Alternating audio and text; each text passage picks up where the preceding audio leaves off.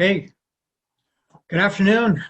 I'm Robert Kenefick. I'm a research physiologist, currently a Senior Vice President of a biotech, and I have the good fortune to interview Miss Lisa Del Rosso, who has a new book out called You Are All Part of Me.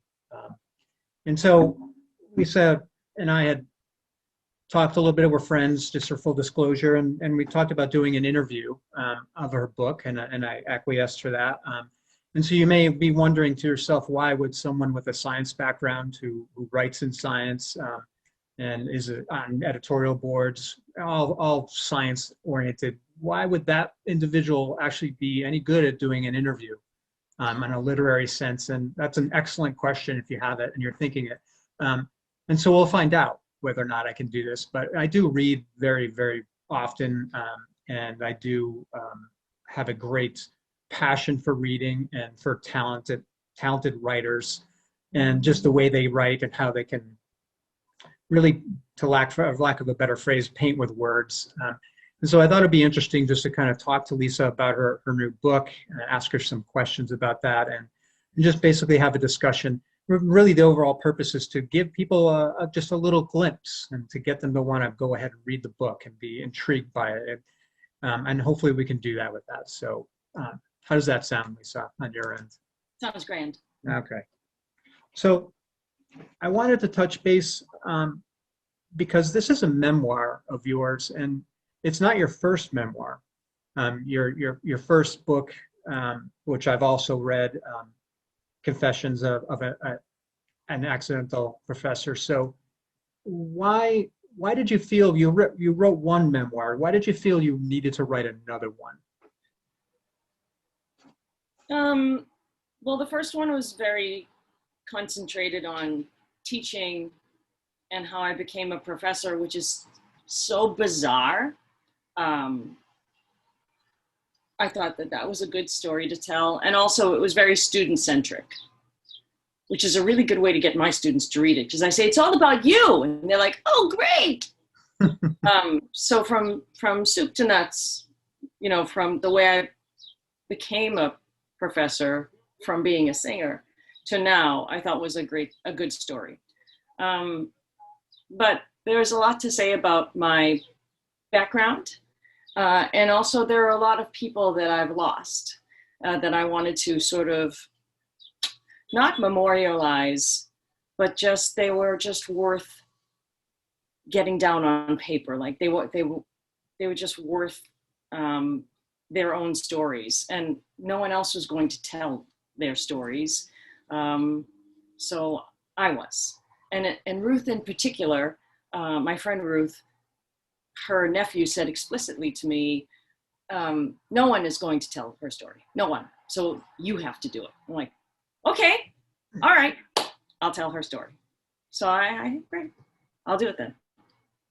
So you had a passion to tell these other stories that you didn't cover in your first book. Yeah, and but the connection to all of the stories is me.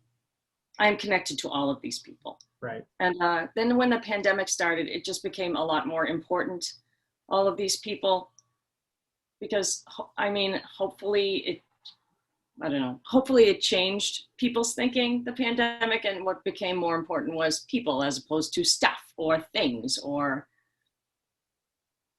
I don't know, politics. Yeah, so that's a good point. That's one of the things I actually have on my notes to talk to you about, because you discussed the pandemic in the foreword of the book, but you actually had started writing this book before the pandemic. So you were probably almost all the way done with it, or you were in the revision process when the pandemic hit. Mm-hmm. So how did it affect the work itself, or how you viewed it? You wrote about the pandemic in the foreword, but do you think it affected the book itself, or how it came out, or how you told any of the stories? It just made it more pressing. It made it more.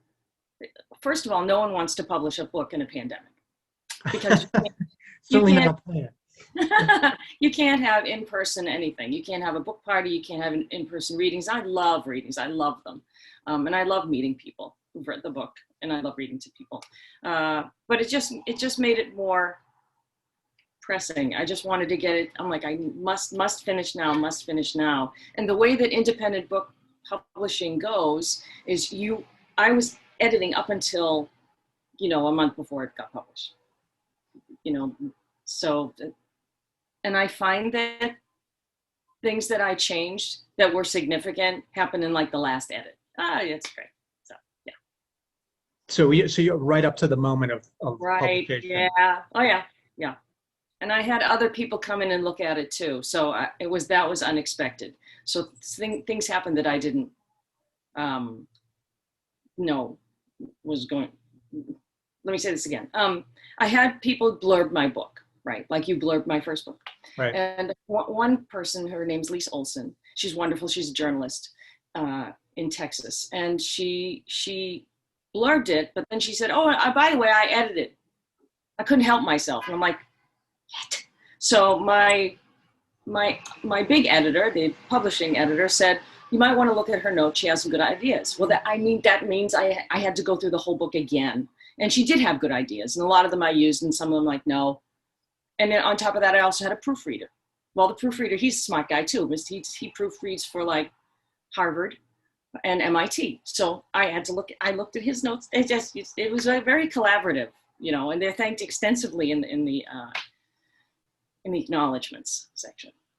I mean, how's that feel? I mean, this is totally off of anything I want to discuss, but when I go through this process, because I have, numerous scientific publications, you want to get to this point of being done, and you're getting more feedback, and it's almost as if you read it like, yeah, that's a good point, but I really want this thing to be done. I'd rather not have to include this, we go through the list of like, okay, what do I really have to include? What's really a good idea? What's like sort of a good idea?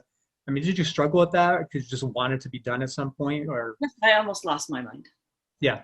Oh yeah. But I pretty much know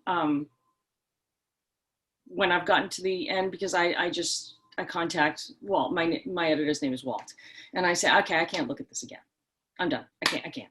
But also the two people that I mentioned, Lise and this Stephen Finch, they're brilliant. So I respect them. And that's why I looked at their notes, as opposed to another person who I won't mention, he blurbed my book too. But what he said was, it's too long. I think it's too long. And I sent that note to my big editor, to Walt, and he wrote, who is this person? And what is a clinical professor? What does that mean? What is clinical? Is he a scientist? What does clinical mean? I'm like, no, he's just, that's just a wonky title they throw around at NYU. And he said, what do you think? And I said, I actually don't think the book is too long. I don't think it's overstuffed. I don't think I didn't put things in there to make it longer. So that I like went, oh no, that like, yeah, no, I've read his books. No. So. That's a tough one. It's not like you get feedback like, look, it's too long, so why don't you take every fifth word out? And right. Yeah. But too long meaning why? You're too lazy you got tired. You're too lazy to read a long book. Come on. Yeah, it's not like you're digging a ditch and reading a book.